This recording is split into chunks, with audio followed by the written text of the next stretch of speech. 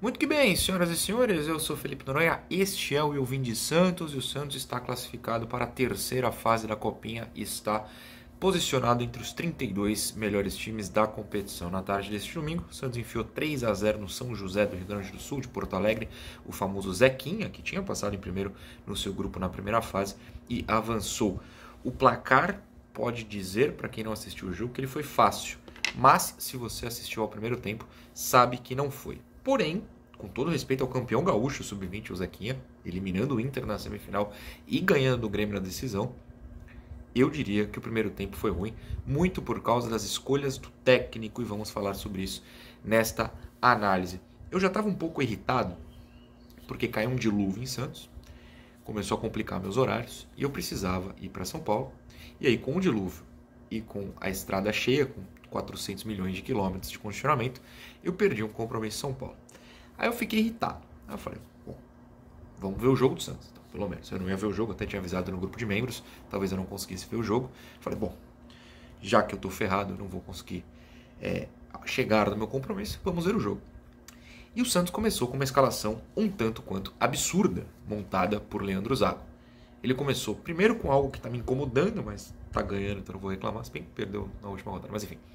Que é a zaga formada pelo Matheus Matias e pelo Diego Borges, que eles fizeram um primeiro tempo pavoroso. Toda saída de bola por baixo, principalmente o Mina, que é o Matheus Matias, conseguia errar. Os dois arriscavam lançamentos para ninguém. Lançamentos direto para a zaga do São José, direto pela linha lateral. Assim, muito mal.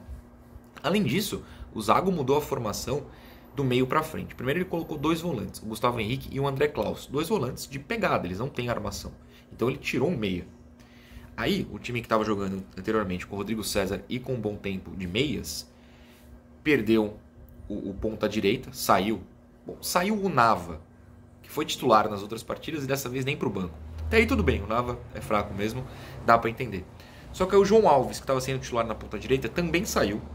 E ele abriu o bom tempo, deixou o Rodrigo César de meia único, colocou o Matheus Xavier, boa escolha, na ponta esquerda, e o Enzo, péssima escolha, de centroavante. Então ficou Rodrigo César, bom tempo de ponta, Matheus Xavier na esquerda e o Enzo no meio.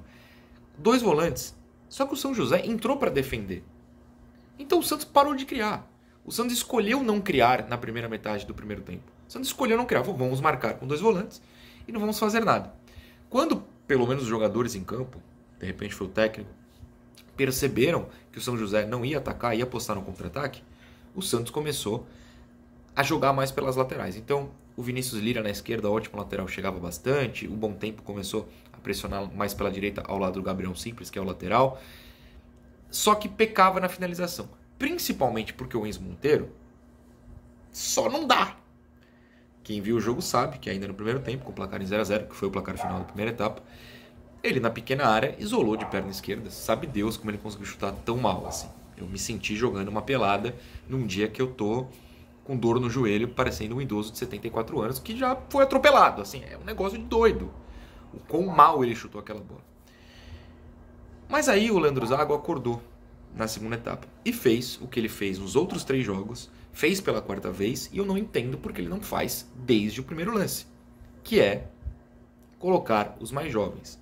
Eu sempre falo aqui que a gente não pode se desesperar com a Copinha, porque entram jogadores mais velhos que estão estourando a idade e que não vão pro profissional, mas que estão numa última oportunidade de uma competição que passa em rede aberta, passou hoje, por exemplo, na Casa TV, tem muita gente vendo, os empresários estão de olho para ver se eles arranjam um clube.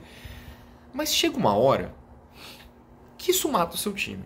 E o Enzo, o Nava, que pelo menos saiu hoje, o próprio André Klaus, a dupla de zaga, são jogadores que não têm futuro no Santos, porque eles não entregam nada de positivo hoje. E aí no intervalo, o Zago tirou o Enzo e colocou o Rafael Freitas. O Rafael Freitas fez 2 gols no segundo tempo. É um atacante bom, que tem 6 jogos no profissional do Guarani, ele é emprestado do Guarani até o meio do ano, e entrou bem. E ele tirou o André Klaus, e aí a principal substituição, e botou o Nadson. O Nadson tem 15 anos. O Nadson parece uma criança perto dos caras de 20, porque meio que ele é. Só que isso alterou o sistema do Santos. O Bom Tempo voltou para o posicionamento centralizado dele junto com o Rodrigo César. O Nadson abriu na direita, o Matheus Xavier continuou na esquerda e o Rafael Freitas, com muito mais movimentação, habilidade, capacidade de chute, de centroavante.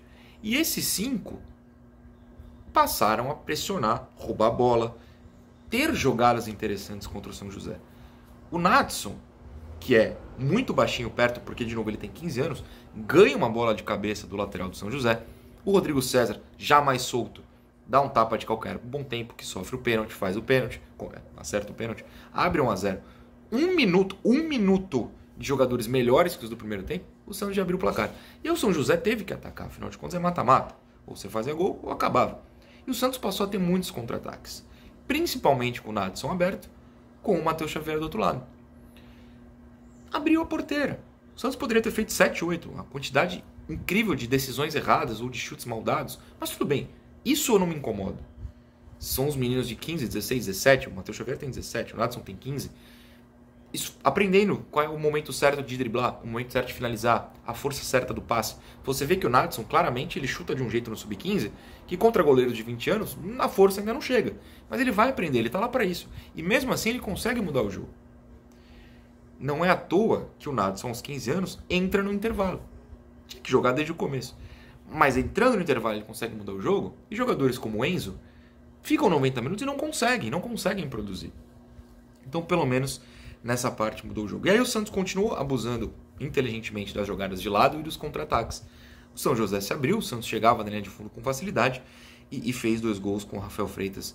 Assim, primeiro uma grande jogada do Matheus Xavier, que enxerga o Rodrigo César indo para a linha de fundo, o Rodrigo César dá o tapa para trás para o Rafael, e depois uma boa jogada também pela esquerda, mas já com o Ananias, que é um zagueiro, mas também faz a lateral esquerda, que entrou no segundo tempo, que vai para trás, toca para o Rafael, que dá um belo drible no cara do São José e bate no cantinho. O Santos perdeu muitas oportunidades, mas o grande registro aqui é: os mais jovens precisam jogar.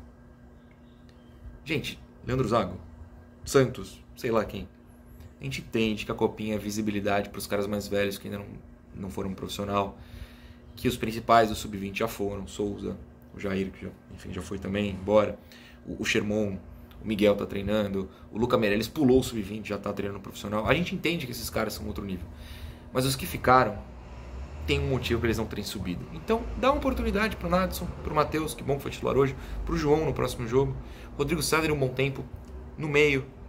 Vai para cima da Ferroviária, porque se não for vai perder, como perdeu na primeira fase. Por isso que eu tô falando, a Ferroviária tem um bom time, passou hoje pela vitória nos pênaltis e pega o Santos novamente. Deve ser em Araraquara o jogo, não tem por que não ser. Então, bota os mais jovens. Os mais velhos perderam da Ferroviária, jogando nada. E se os mais novos perderem, eu falo aqui, tinha que ter feito isso, perderam porque são mais novos e tá tudo bem. Os caras mais velhos simplesmente não vão ajudar. Dito isso, tomara que seja 3 gols dos caras mais velhos quarta-feira, não sei quando vai ser o jogo, não tem data ainda, e o Santos classifique. Mas a análise de hoje é: os meninos precisam jogar. Os meninos dentre o grupo de meninos, os mais novos. Pelo menos passou de fase. Tchau.